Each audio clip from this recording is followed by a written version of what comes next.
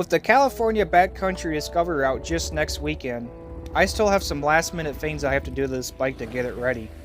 I have some pannier racks laying around and I got a brand new tire in the mail I have to mount up. Does this bike and myself has what it takes to complete the backcountry discovery route? Find out in the next few episodes. So Lawrence found this deal on ADV Rider. It's a iron skill pannier racks, but there's no instructions with it, and looking online, everything's in Russian. So I took out the 4 bolts. There's 2 for each handle for the passenger handles, and it was kind of a guessing game on where the brackets went.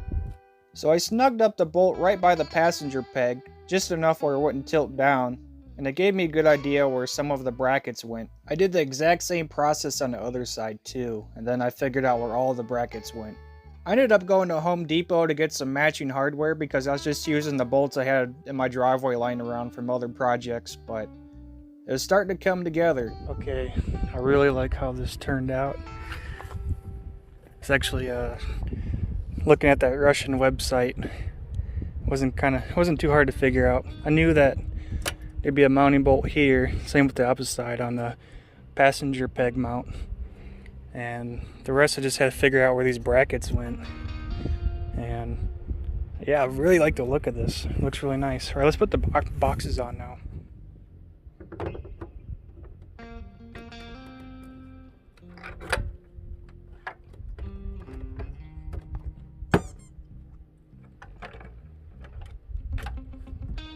I apologize for the mess in my driveway, but this looks sick, man. This is a good deal right here. Finally looks like a proper adventure bike. So a few days went by, then I finally got my tire in the mail. The Mitas E07.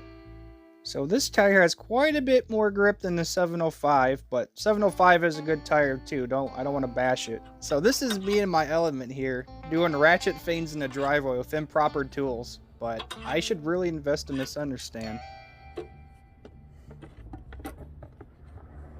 If you want to watch a professional YouTube channel, watch somebody else, because this isn't it.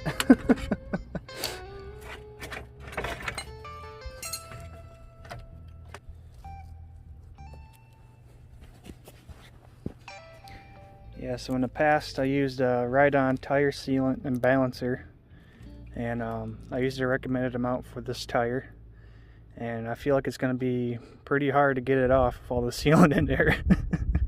But we'll find out pretty soon, I guess.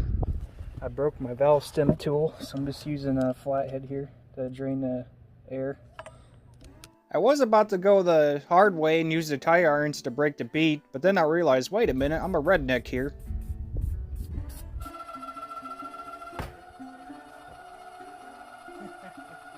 If you're a cheap bastard like me, sometimes you just gotta think outside the box.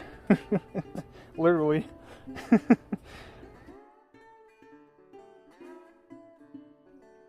Okay, I thought it'd take a lot longer than that, but it was actually pretty easy.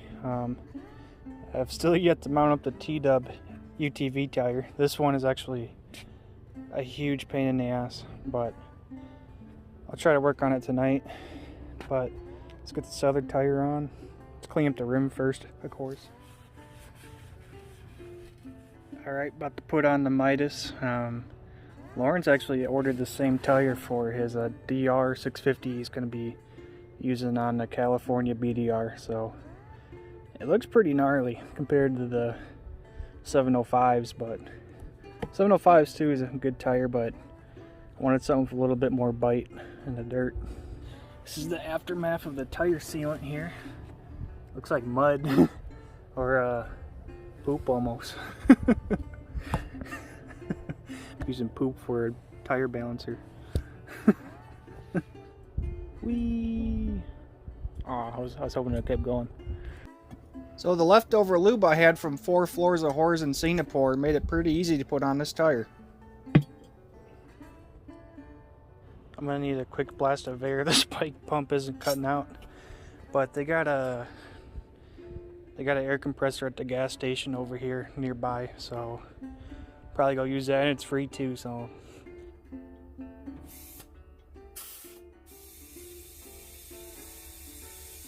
Alright, just got back from down the street, and got my tire to bead, so that's good. Yeah. Bro, I'm so dumb. I totally forgot to put the chain on. Wow, okay. Oh, that worked for nothing. Alright, let's redo it.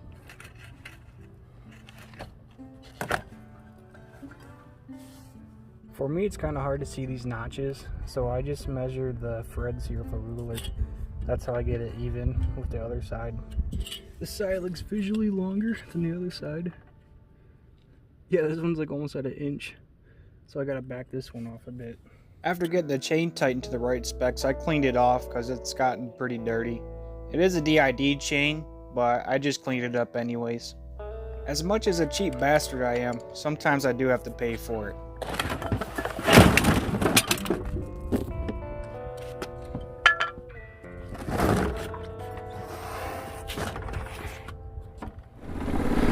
Alright, oh, that feels good, that tire. Alright, let's try out the Mitas E07 on the sand here. It's got a lot more grip than what I had before.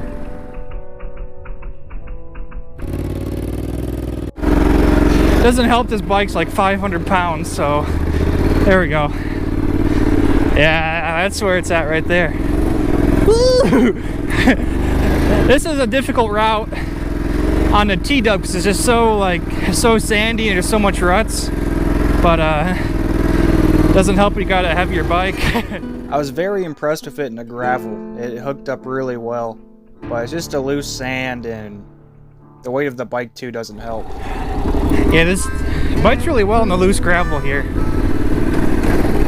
and the sand that's not loose, it bites pretty well too.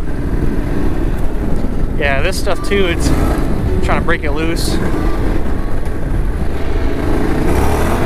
Yeah, it grips good. Yeah, deep blue sand, not so good, but sand like this is kind of hard packed. It's kind of a little bit loose at the top, not bad at all. It's deep sand, any bike really is gonna have a hard time. Thank you all for watching this episode of Double D, and next weekend is the weekend we're gonna be doing California BDR. Yeah, my good buddy Lawrence, who's coming down from Washington on his Bush Pig, his DR650, and it's gonna be doing it on that. I'm a little nervous. I'm just nervous in case if there's any loose sand, that's gonna be a problem. But yeah, we're not gonna race each other. We're just gonna do it and have fun. That's what this channel is all about too, having fun. Nothing, not the most professional on this channel, but this channel is all about just having fun. That's why I made it in the first place. But anyways, yeah, I'm excited, a little nervous, but really wish I could be doing it on a T-dub. Right now, my dad's neighbor John, he's swamped with projects, and it might be longer until I get the engine back. But yeah, it's kind of a bummer, but it is what it is. I'm really thankful though. He's really hooking me up. I taking my engine down south in LA. They're asking like $1,000 just to take the top end apart. I'm like, no, like I could do that part, but yeah, I'll keep it simple here. But yeah, so I took vacation for it too, which is kind of hard to come by during the COVID times here. But yeah, actually just got my second shot today, the COVID shot, and arm is starting to feel a little sore. So anyways, thank you for watching this video, and in the meantime too, the next week or two I'm going to be very busy, but there's going to be a lot of content being created in that time, so be patient. There might not be a video every week or throughout the week. I'll try my best. In the meantime, you can follow my Instagram. I'll put it up in the description for like behind the scenes stuff, or you can follow my Facebook group I created. It's a Teeny Weeny T-Dub Club. I'll put a link in the description as well for that. And y'all have a good one now.